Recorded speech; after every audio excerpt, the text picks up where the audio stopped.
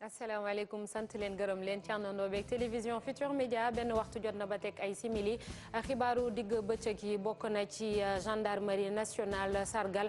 delloo njukkal kii di adjudant major Tamsir Sané tey jii ci suba la woon ca caserne Samba Diéry Diallo ministre des forces armées ci kanamu njaboot gi ak jegeñaale yi ne nag yoon dina def liggéeyam kii ñu faat kon ñi ko def dinañ leen topp moom commandant brigade bu Koumpentoum ñu faat ko alxames ci guddi bi lay weesu ay Samba Boy doon jéem a songu poste ba nekk foofule ñi nga xam ne ñoo di ay Samba Boy itam ba tey tere ne la waskan way yeewoo fële ca diwaanu Louga fan yi yëpp ñu fay nemmeeku ay sàcc ñuy dem di songu ay magasin pharmacie wala sax nag ay kër jaaykat ñu jël ci ay matukaay yu mot sëkk teewul gouverneur bi di ñaax askan wi ñuy gën a jàppale takk der yi ci seen liggéey boobule. bokk na ci xibaar yi ba tey aj mag ren jile vol bu njëkk bu délégation générale au pèlerinage bàyyeekoo na ci aéroport international Blaise Diagne bu Diass tey jile ci suba ci teewaayu ministre des affaires étrangères di Amadou Ba muy ñaax ujaaji nag bu ñu demee ba egg ci bërëb yu sell wowule bu nu def lenn lu ñu leen fay xeebee ñu taxawal Sénégal ci anam yi mu gën a rafetee xibaar yi bokk na ci tàggat yaram dinañ delluwaat ci combat démb bi diggante Eumeu Sène ak Modou Lo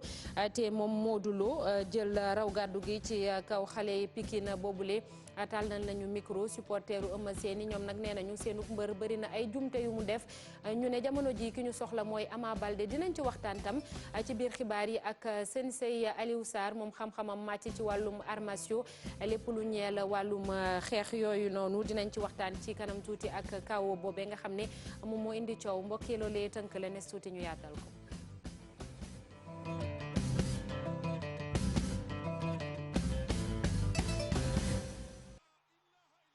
ginnaaw bañ leen nuyuwaatee ba noppi mbokk yi xibaar yi dañ koy dooree ak Adama Gaye taskatu xabaar la moom nag tey jilee fajar ci suba lañ ko fekk këram fële ca centre ville daal di koy teg loxo ay élément division des investigations criminelles ñoom ñoo ko jàpp jamono ji sax mu ngi foofu noonu ci seeni locaux moom nag li ñu jàpp mooy li tax ñu teg ko loxo dafa am ay kàddu yoo xam ne dafa ñàkk worma ñu ne mu teg ko ci deru njiitu réew mi def ko ci page Facebook am ñu bëri jàpp sax ni yëf yi ay saaga la wala lu ni mel moom Adama Gaye nag ci fàttali rek week-end bi la weesu ñu ne amoon na ab benn gisee ak kii fii jiite woon réew mi ci ay jamono di maître Abdoulaye Wade kii di maître Khoureyssi Ba moom nag moom mooy avocat taskatu xabaar boobule di Adama Gaye ñu ngi leen ko doon wax sànq ki di adjudant major Tamsir Sané tey gendarmerie nationale sargal na ko delloo na ko njukkal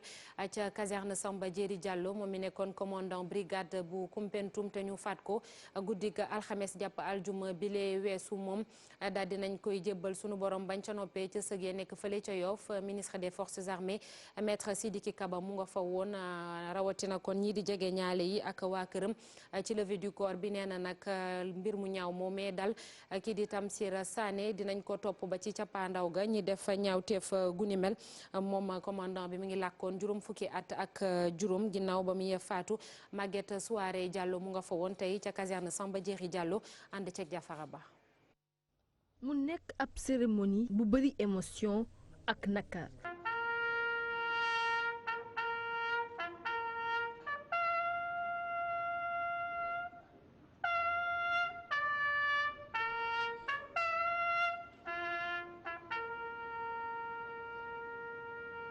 Gendarmerie nationale daal dina rendre hommage adjudant major Tamsir Sané mi daal di génn àdduna. Adjudant major Tamsir Sané, au nom de monsieur le ministre des forces armées. Adjudant major Tamsir Sané ci turu ministre des forces armées ak général de division au commandant de la gendarmerie nationale ñi ngi lay ñaanal yàlla yërëm la xaare la àjjana te suufas Yoff woyof ci sa kaw. Vous accueille avec miséricorde dans son paradis éternel. Ministre des forces armées Sidiki Kaba mu ngi dalal xel yi jàpp na ni mbir mi lépp dina leer. Tamsir Sané sous-officier la woon moo doon commandant de brigade de Koumpentoum ay seede yu rafet la ñu mën a wax ci moom ndax lu toll fanweer ak ñaari at mu ngi nekkoon ci service armée sénégalaise. mën nañu wax ne valeur yi nga xam ne moo doon les valeurs militaires mooy discipline mooy courage mooy professionnalisme wone na ko ñi nga xam ne ñoo ko xëy que dinañ leen topp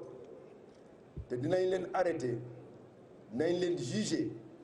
conformément à la loi. Roger Youssouf Sané moom rakk la ci Tamsir Sané mi ngi témoigner. Remercier encore nation sénégalaise si nit ñi nu ñu compatiré si malheur bi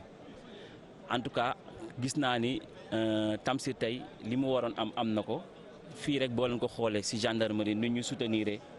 état bi moyen yu mu mettre en place sincèrement rien à dire merci encore à la population sénégalaise. Tamsir Sané mu ngi gane ci àdduna juróom-ñetti fan weerub avril atum 1964 ci Saint-Louis adjudant major Tamsir Sané dugg armée ci atum 87 avant muy intégré gendarmerie nationale ci juillet 1989 ñu yóbbu ko grade adjudant major ci janvier 2019 bi affecté ko bureau de poste bu Koumpentoum ci mois de février bi foofu noonu fa lañ ko faatee ñaar fukki fan ak juróom benn ci weeru juillet bi ci almeeri Yoff fa lañ ko denc.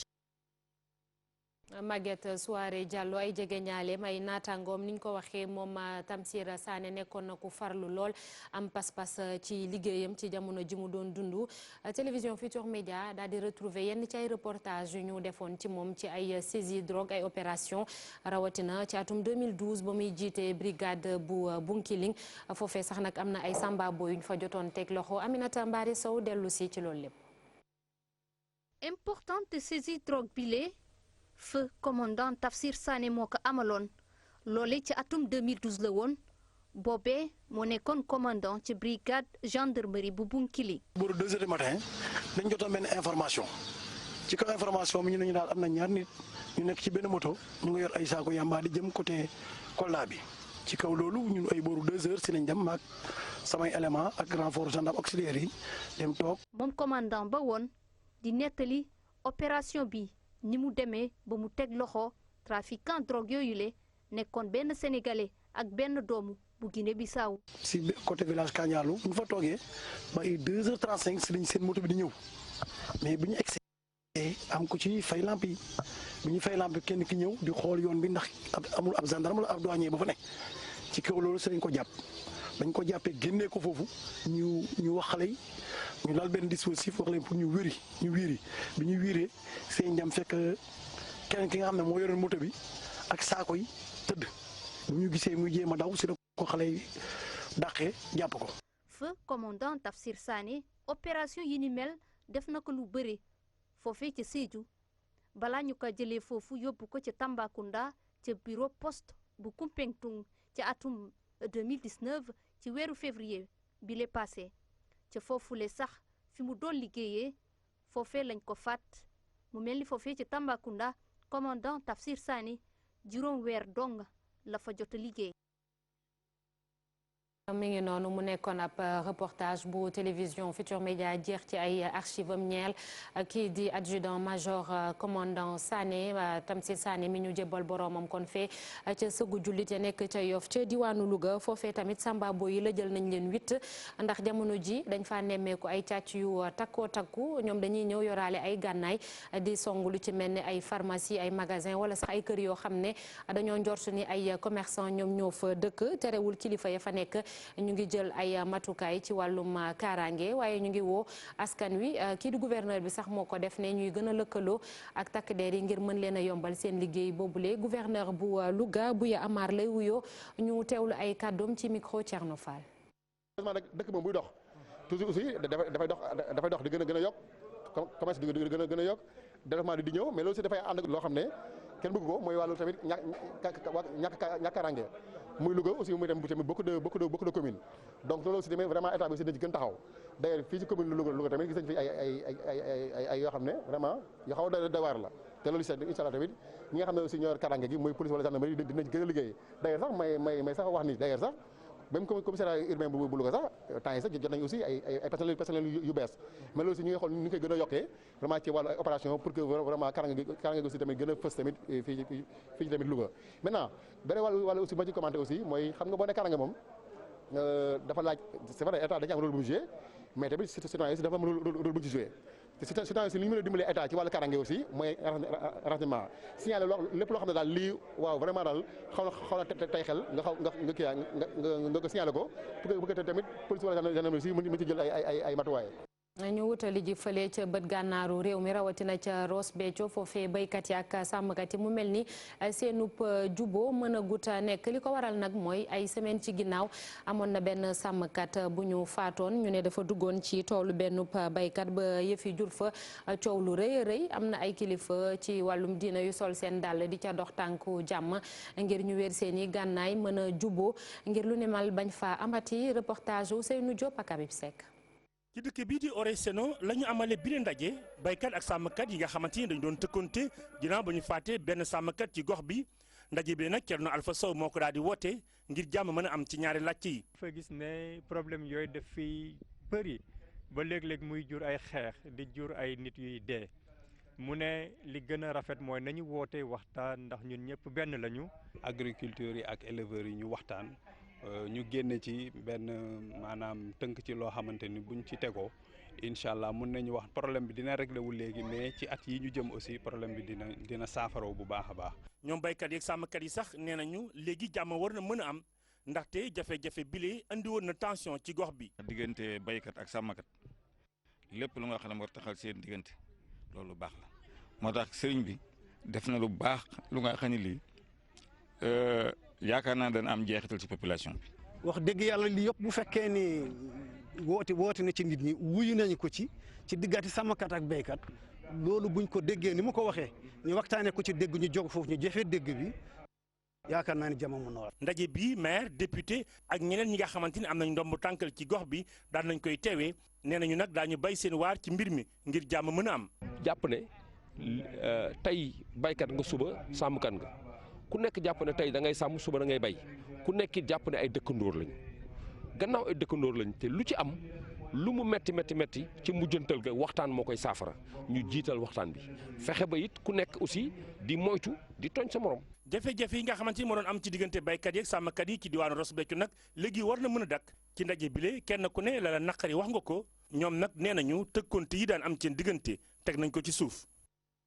niñ leen ko doon waxee sànq aj mag ren bile vol bu njëkk bu délégation générale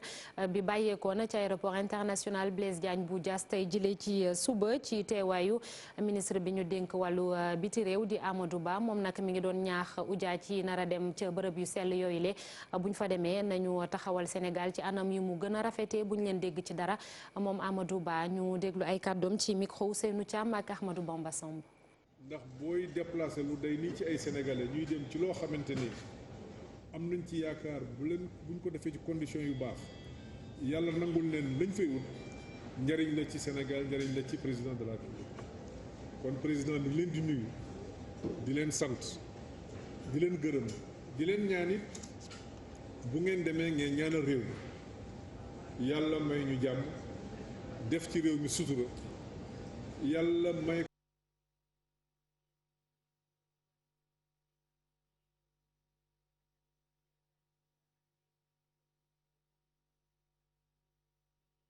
di jéggalu mbokk yi ci jafe-jafe yooyu lee ci élément boobule du ñàkk kon di ngeen ko déggaat ci suñu yeneen jotaayu xibaar ñu wax ci chantier TER mi train express régional moom nag dafa bëri ay jafe-jafe yoo xam ne mi ngi koy defal askan wi rawatina ña yeewoo fële ca Pikine ginnaaw raay ñoom dañuy def ay wër-wërloo yu bëree bëri laata ñuy génn wala sax bu ñu liggéeyee ba wàcc ñëwaat ci seen diwaan boobule ndax dafa am benn pàcc bu féetee ca penku ba dañ ko daal di tëj ay fan a ngi nii ba tax na dañoo bëgg ab passerelle fii lekk travaux yooyu di jeex ngir ñu mën a kon def seenub dem ak dikk ci anam yi mu gën a baaxee du ñàkk dinañ ci ñëw ci kanam tuuti mbokk yi sànq ñu ngi leen ko doon wax kon suñu gan tey jilee ci wàllum tàggat yaram Sensei Aliou Sarr lay wuyoo Sensei ñu ngi lay nuyu. ñu ngi lay fay soxna Naata. waaw sa nga nekk kon expert en arts martiaux sa xam-xam màcc ci wàllum arts martiaux muy ay karaté ak yeneen yu ni mel di ñu ko leeral ci kanam tuuti. lii sabab waxtaan wi nag mooy combat démb bi diggante Eumeu Sène ak Modou Lo coow li mooy ni mu daanee Eumeu Sène moom Modou Lo muy kawo bi ñëpp a ngi ciy wax boobu ba léegi ndax loolu jar na wax parce que booy xool sport de combat dafa am te sport de combat dafa am lu mu laaj loolooy laaj bu njëkk bi Sensei. waaw ñu ngi lay gërëm soxna Naata ci vraiment invitation bi ñu oo fii ñu war fay ñëw pour wax loo xam ne dafa jëm ci sport de combat di la ci gërëm ndax man njëkk naa fi ñëw Marianne Siva moo fi njëkk a invité ma ñëw fii waxu sport lañ doon wax itam vraiment di ñaan yal na ko yàlla yërëm jéggal ko xaare ko aljanna. amiin amiin. donc occasion bi laa amoon tey pour vraiment témoigner loolu ndax maag moom dañ daan communiquer lu bari ci wàllu sport de combat. moom ci boppam mu ci daan yëngatu. voilà wallaay donc pour dellu siwaat ci laaj bi làmb moo nekk discipline sportive boo xam ne bii soxna Naata wax ci moo compliqué dafa jafeñ ndax saa yoo waxee rek ñu ut fuñ la teg te du loolu li am démb bëriwul ci ñu di ko gis ci sport de combat ndax boo ko seetloo xanaa peut-être xamoon ndax da nga ci duggam déet mooy cornite ba pare dóor amul ci boxe amul ci karaté amul ci benn sport de combat ci bëre dóor bu Sénégal bii rek la nekk loolu nag ñi nga xam ne bii ñoo yëngutu ci làmb war nañ leen ci woo tey fi tey bu fekkee ne mosuma bon bëre sénégalais bu nekk bëre na mais boo jëlee ay voix autorisées yu mel ni Moustapha Guèye jël ku mel ni Mbaye Guèye jël ku mel ni Birahim Ndiaye et tant d'autres ak ñeneen ñu mel ni noonu ñu pensé wu ci naka la ñuy mën a seet yan moyen la ñu mën a jël pour mën a protéger mbër doon na ci baax. mais ñu ngi naan chaque fois dafa mel ni am na ay mesures yoo xamante ne xañ na ñu ngi naan bu ñu ko tegoon yëf yi dina changer lu ci mel ni xañ na ñuy jël ay gants di ko sol wala ñuy protéger seen gémmiñ comme ni ko boxeurs yi di defee lan moo tax lu mel noonu duñ ko teg ci ay mesures pour éviter cas yu mel nii parce que maara day imis yi lu démb li mënoon na jur njombe. waaw mënoon na jur njombe mais protège-dents déjà am na. mais ndax ñu ngi koy def. ñu ngi koy def c'est obligatoire parce que arbitre yi toujours danañu seet. xool mbër yi ku ci nekk ñu xool sa ndax sa gémmiñ mu ngi protège-dents avant ñu siffler combat bi la ca nekk kay mooy jéem a réglementer attaques yi nga xam ne bii moo ci am comme li am démb corps dóor bon sport de combat yàgg na fi. mais loolu ci la bokk sensei loolu lañ bëgg leer est-ce que loolu ci la bokk. maanaam waa ci lamb ji la bokk c'est autorisé parce que lutte avec frappe lañ wax bëree dóor bokkut ak mbapat. waaw mais bëri dóor xam nga soxna Naata ku ko fi indi tubaab la. tubaab moo ko fi indi. il paraît que am na historien bu ko wax sax. tubaab moo ko fi indi dama fàtte tur yi la xanaa bala ma fiy jógee dinaa ko fàttaliku. mais tubaab moo ko fi indi bëri simple la fi fekk. tubaab boobu la moon cinéma yi fi nekkoon ay Komasiko yu demee noonu. alors mu gis ne bëri bi c'est pas ci gis-gisu boppam c'est pas attrayant. parce que bëre simple la. c'était trop mou. voilà pour moom mu ne bon léegi buñ ci boolee boxe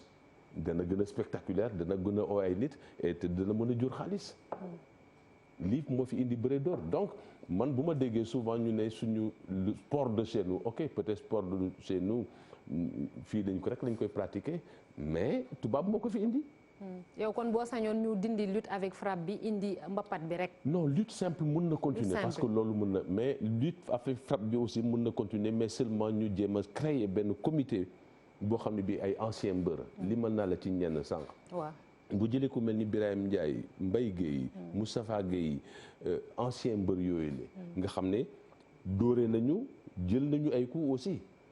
ñooñu danañ mën a xam danañ mën a réfléchir ci yan façon lañ mën a def pour protéger mbër bi parce que wax naa la ko léegi. corni dóor ko ci làmb rek làmb bëre dóor bu Sénégal la am. parce que boo koree nit ki dóor am na benn impact boo xam ne bii gis nga cerveau bi ndox moo ko wër. cerveau bi day bouger ci biir bu bouger ci biir c'est loolu la ñuy wax kaw. et ça peut être fatal. ndax ñu ngi gis ne am na benn boxeur argentin bu toll ci ñaar fukki at ak ñett sax fan yi passé rek la faatu moom ginnaaw benn combat lañ ko dóor mu am ci œdème dañ ko opéré ba noppi daanaka tegu ci ñetti fan sax mu ñàkk ba kenam. soxna Naata suma idole muy Mohamed Ali. boxeur. lan moo ko rey la maladie de Parkinson.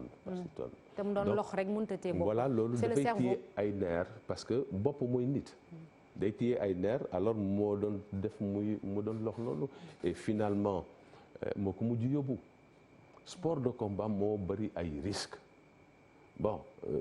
soxna naata nit ci wàllu boppam moo violent kooku moom depuis tout le temps nit moo am moo violence moo nekk ci moom soxna naata boo génnee fii léegi gis ñu ci xeex nga naan atte leen xam naa doo leen atte ndax jigéen nga mais da nga ne atte leen waaw lu tax nit di fay xaalisam di seetaan ni ñuy xeex gis nga contradiction boobu. te nit ñi loolu la ñuy xaar parce que bu ñu fayee seen xaalis comme ni nga ko waxee bu ñu demee ci làmb ji bugguñu di seetaan rek ñuy def nii ba ni keroog ñuy pare parce que des fois sax bu amee làmb mu jeexee ci nul dafa mel ni sax amateurs yi ñoom dañuy mer ils sont frustrés. Lac de Guiers Boy Niang. ils restent sur leur faim apparemment. Lac de Guiers Boy Niang gars yi dañu génn ci làmb ji mais voilà ku ci nekk di wax naan kii nii na kii nii na nga moom. li lay woon ne nit ci nature am dafa ànd ak violence. am na ñu bari ñoo xam ne ñi bu ñu demee fu fay seen xaalis bu deret génnulee kontaanuñu. kon en fin de compte est-ce que coppite yooyu ngay wax bu ñu ko indi woon ci làmb bi xoolaat violence bi tout ça est-ce que engouement bi mu am nii dina ko amaat. mën na ko continuer am mais seulement li ma la wax sànq rek il faut ñi nga xam ne bi c'est des voies autorisées de la lutte. ñi nga xam ne bi bëri nañu war nañu mën a wax ci làmb ñooñu mën nañu trouver des solutions parce que problème bi mooy dóor ak loxo neen moo bari risque parce que boo dóoree loxo neen yax yi mooy dóor. yax yi mooy dóor. maanaam kii dóor sax mën na gaañu moom tamit mën na am fracture bien aussi. sûr mën na am fracture waxuma la nag ki nga xam ne ki ngay dóor gis nga soxna naata kurpeñ bu dal convenablement mu ngi mel ni oto buy daw 100 km/h mbëkk la ci distance su 100 mètres impact boobu la. bu nit ki yeggee 70-80 impact boobu la coup de poing bi di am donc te nit dafa oyof li nekk ci points vitaux ci kaw nit kenn xamul lu mu toll. alors xaw ma ban moyen la ñu war a mën a def parce que encore wax naa la ko une fois de plus làmb boo ci waxee rek ñu am fu ñu la féetale dafa contre làmb man amul lu may contre làmb soxna naata doomu séeréer laa. non seulement bëri naa ci suma bi ma nekk xelel mais en plus de cela yàgg naa seetaan bëri daf ma neex mais nag war nañu xalaat ban moyen la ñu mën a teg sur place pour mën a protéger mbër yi. parce que dal na fi Santa Gningue même chute bii la dañ ko dóor mu këppu et heureusement encore gaañi gaaw parce que bu fekkoon ne dafa noyyi suuf si mu daanu fi mu dëpp bakkanam yàlla rek a xam lu mën a indi. am na waaju sant Diouf aussi Malick Niang dóor na ko Rufisque mu tàlli. parce que gis nañu ci saas yi kon boog arbitre bi dafa daw daal di koy dëppër ñi ba pare dindi protège dents yi pour mu mën a noyyi et puis bañ a aussi noyyi suuf si. parce que ay risque ngi ci daal. ay risque ngi ci. yaa ngi naan ñu toog waxtaan est-ce qu'il faudrait pas aussi ay jàngat ay études maanaam ñu xam yan risque moom moo ci mën a am ñu présenté ndax boo ñëwee ci xaj na ñi nga xam ne ñoo di mbër yi ak amateurs yi di leen wax ni lii baaxul xaj na da ngay teg dara ci seen kanam wax leen risques yi gis nañu aux États-Unis ni ñoom tam dañuy def ay études xool football américain déjà rek impact bi mu mën a am ci cerveau nit ñeeg ak feebar yi muy indi yaa ngi wax sànq tama Mohamed Ali ak maladie Parkinson. gis nga soxna naata. gis nga wax naa la ko sànq li ma gis ci bëre dóor bu Sénégal gisuma ko ci beneen sport de combat. parce que bu fekkee ne exemple lu démb bi kor nit ki ci loos niveau vertèbre cervicale yi nga kor dóor boobu façon coup laa la wax ne amul fenn fu dul ci lutte sénégalaise lutte avec frappe bu Sénégal amul ci beneen discipline de combat feneen foo ko defee ñu disqualifier la wala ñu jox la avertissement. donc ñi nga xam ne bii tey fi mu nekk ñooy yëngu ci làmb ji pour ñu protéger mbër yi waroon nañu jéem a xalaat naka la ñu mën a def pour yenn coups yi nga xam ne bii mën nañ ko autoriser d'autres yu ñu autoriser wul. loolu doon na ci baax. gën a sensibiliser nit ñi parce que sport temps la rek déjà gis naa fi mu nekk nii je crois que am 40 ou bien 40 ans. ñu retraité la c'est une bonne chose donc. mais après 40 ans la vie continue adduna day continuer bu fekkee yow sa adduna dafa yem ci 40 ans li nga dundaat yëpp amatul njëriñ xaalis jaru ko. maanaam boo ci am ay séquelles. xaalis jaru ko dafa am loo xam ne ni nit ki ñaan na yàlla dund 100 ans 120 ans 130 ans mais bu fekkee ne yow sa dund dafa bëgg a yem ci 40 ans bi nga xam ne bii mooy sa carrière sport li ci des yëpp nga doon vraiment sagar. amul njëriñ. donc loolu war nañ ci xalaataat bu baax di mon homonyme Alioune Sarr le président du CNG. c'est un docteur. oui c'est un docteur. war nañu mën a trouver xalaat boo xam ne bii war xoolal soxna Naata nga def 4 appuis nit ki nekk sa gannaaw di dóor risque la parce que ki nekk ci gannaaw di dóor mais yàlla rek xam kurpeñ mën nga ko dóor mais mënoo xam fatal mën na jóge fu nekk fatal mën na jóge fu nekk alors loolu itam war nañ ko seetaat parce que loolu daal nekk na loo xam ne lii man tiit naa ko lool ci làmb ji. jërëjëf papa yi Balla Gaye am na benn mbër bu mu fi Double Less dóor na fi benn mbër dóor yu metti dama fàtte tur bi xam nga jong 2 wala jong 3 yàgg na mais daf ko dóor ba mu mel ni sagar ci suuf ñu jël yóbbu hôpital le lendemain il est décédé. donc c'est arrivé. c'est déjà arrivé. c'est déjà arrivé fii Sénégal. c'est déjà arrivé ici dóor beneen mbër mu jaaree fa génn àdduna. ñu jël yóbbu hôpital mu jaaree fa gaañu donc loolu itam jar nay bàyyi xel. parce que ñii c'est des jeunes toujours ma dama leen di wax ci suma émission nañu moytu yenn yu bare par exemple anabolisant yi ci la bokk. ñu ci bare du ma tudd turu kenn. mais ndax tàmbali ndax ils n'ont pas commencé à être conscients quand même ci risques yooyu noonu yi mën a am. ah y a des risques parce que soxna Naata nga def 80 kilos tey 2 semaines après nga def 130 kilos c'est faux amul mënut a nekk te gis nga pour ma jox la rek benn indice boo gisee ni kuy jël anabolisant boo ko xoolee ci bët mu mer. parce que danañ kii xam na ci lu ma nekk. am na benn mbër aussi tudduma turam duma tudd turam mais wax naa ko benn bés mu naan ma non man dañ ma ko jox naan ma woy dafay tax nga sawar ni ne na ma ne ko liñ lay jox mu ne ma ne ko tu sais pertinemment que ne anabolisant la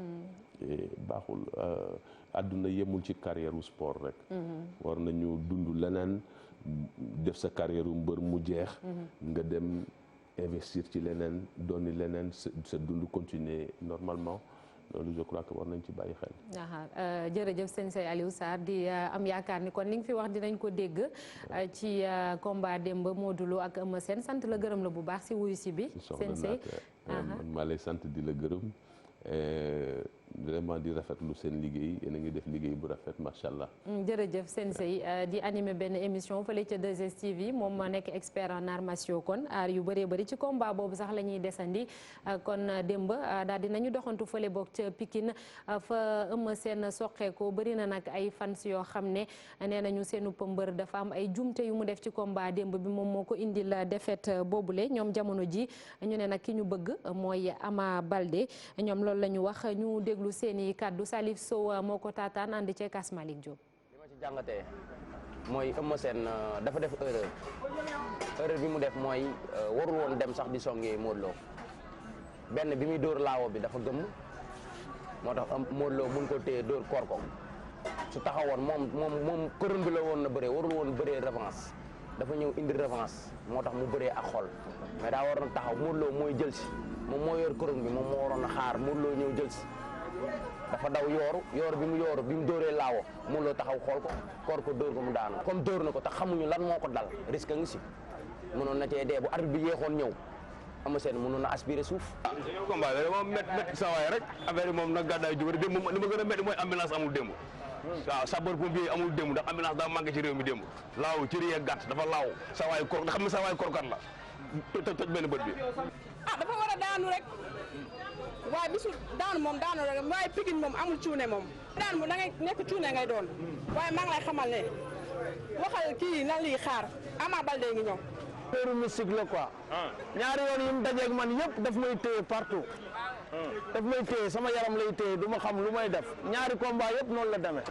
nan la war a def xanaa préparé taxawaat jéem a taxawaat bëggal ñi gars yi nee nañ na bàyyi. ma ne dof du wér day tane déggoo li ma la dof du wér day tane. bu fekkoon ne tey maa yor Modou Lo du jël Balla Gaye naaw lamb ji nag ñu changé discipline daal di wax ci lii di afro basket bi ci jigéen ñi kon ki di Gorgui Dieng moom international bi ne moom nag mi ngi soutenir bu baax a baax jigéen ñi jamono ji am na ay conseils yu mu leen jox lu ci mel ni kon ñu ànd ak dal ci compétition bi ak wóolu seen bopp bu baax a baax Gorgui Dieng yëkkati kàddu yooyu le ci Basketball Without Borders Africa édition 2019 bi ñuy am fële ca Saly Portudal ñu déglu ay kàddoom ci micro Abdourahmane Diallo ak Mamadou Gueye. ñu ngi leen di wax good luck ñu ngi leen di wax bonne chance parce que Coupe d'Afrique bi wax dëgg yàlla yéene nañ leen ko te xam nañ bu baax li ci état bi daj pour ñu organiser ko fii ci Dakar kon ñu ngi leen di wax bonne chance di ñaanal coach Cheikh ak ñi nga xam ne ñoom lay jël ñu jouer ak jàmm ak salaam gagné coupe bi ba nga xam ni Sénégal yëpp dinañ kontaan. ñu dal rek xam nga parce que jouer sa public neex na neexul. neex na neexul bu nu ñëw ak pression nañu joué nànk rek te xam ni lu mu métti mënul weesu ñaari basket ak 10 joueurs ak 3. Basketball Without Borders Africa nekk nag benn camp boo xamante ni dañ ciy dajale ndaw yi gën a xarañ ci wàllum basket jigéen ak góor te amaguñu fukki at ak juróom-ñaar mi ngi am ci Saly Portudal fii ba kon fanweeri fan ak benn ci weer bi ñu nekk muy juillet camp boobule daje lu toll ci juróom-benn fukk ci ay ndaw yu bàyyeekoo ci ñaar fukk ak juróom-ñeenti réew yu nekk fii ci Afrique ginnaaw tàggat yaram dañuy dellu si waat ci actualité bi niñ leen ko doon waxee sànq ak TER Train Express régional chantier bi bëri na ay gàllankoor yu mu jural ñi nekk fële ca Pikine ginnaaw raay ñoom nag ñu ne bu ñu bëggee liggéey wala sax nag bu ñu liggéeyee ba wàcc dañuy wër-wëraat ba sonn ndax lii di fi ñuy duggee ci seen commune boobule jaarale ko ci buntu penku ba dañ kaa tëj ñu ne passerelle la ñu bëgg ngir mën di jaar foofule reportage Salif Sow Malick Diop.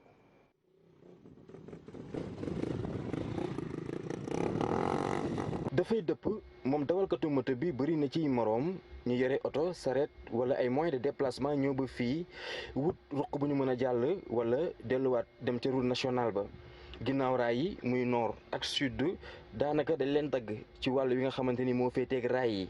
loolu ñaar fukki fan ci weeru juillet ba léegi la ñu dëkkee ci bërëb bi nee ñu mbir mi jafe-jafe bu mu leen jural foo ko takk weesu na ko. depuis bañ tëjee raay bi ñun dañoo am problème boo taxawee fii nii di nga seen benn kër boo xam mi ngi nekk ci ginnaaw raay bi mais pour nga dem fa rek il faut nga def benn tour bu rëy pour dem fa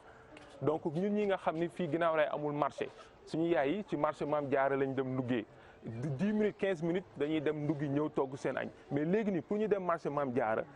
mën na leen jëlal 2 heures de temps parce que benn tour la ñuy def dem ba buntu Pikine bu ñu jógee buntu Pikine jël foofu oto wala bu ñu amul paas oto ñu dox foofu noonu pour mën a dem te bu ñuy ñibbisiwaat dañuy defaat le grand tour. ginnaaw raay sud mënuñ fa duggee lu dul ci route nationale numéro 1 bi ñaari buntu la am léegi mooy tali bu aw mairie ba ak tali bi nga xamante ni mooy rond point Sips. jamono yee passé avant gars yi di commencé chantier bi gars yi ne nañ leen defaral nan ñu defaral passerelle parce que ñu fi dëkk ay doomu aadama la duñu ay bàyyi ma. parce que mënu ma concevoir ni ginnaaw raay ak nu mu toll ak population bi fi mën a daje yëpp ñu jël leen tëj leen mal ni ku leen tëj ci kaso mal ni ku bokkul ci population bi. affaire yi jarul guddal jarul làkk-làkkal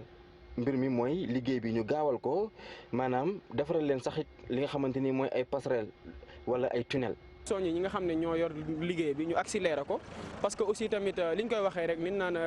sol yére ak sumeeku yére noo def yaramu neen xaj ci quoi peut-être ci moment boobu lañ toll. fi gars yi mën a aw ba dugg biir ginnaaw raay muy passerelle yi ak tunnel yi ba léegi ñu ngi ci chantier te wër na dëkk bi côté booba tëj nañu ko